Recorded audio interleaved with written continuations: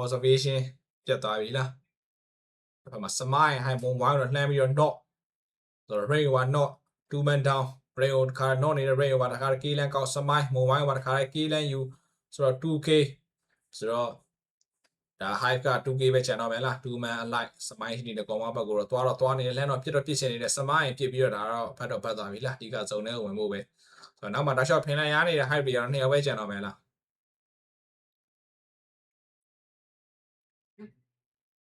ဆိုတော့မနက်ဒါ high တွေရှိနေတဲ့ဘက်ကိုလှမ်းတော့ပြစ်ထားတယ်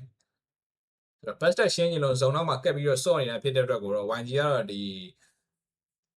ဇုံနဲ့ကက်ပြီးတော့ပဲလိုက်ပါဆိုတော့ဇုံနဲ့ကိုအသေးအံဝင်ပြီးတိုးတာမျိုးတွေဘာလို့လုံးမှာတော့မဟုတ်ဘူးဆိုတော့ဒီဖင်ရနေတဲ့ height တွေတော့ဖြတ်မှတော့ရမှာ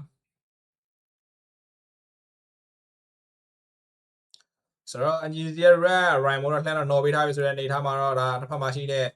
NGC email rhyme နဲ့တော့ဒါ height ကိုနောက်မှနောက်ဆုံး channel press ကိုစမိုင်းဖြတ်ချပေးချက်ရအောင်မှာတော့ height ကတော့ပြတ်သွားပြီလားဆိုတော့ YG 3k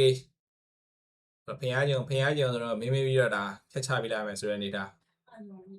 ဆိုတော့ YG ကတော့လောကချန်ပီယံဖြစ်ဖို့တရားသွားပြီဆိုတဲ့အနေထားမှာတော့ဒါအကုန်လုံးဒါကတ်ဆက်မှပြီးတော့ကပြဖြိုးပြနေတာဖြစ်ပါတယ် YG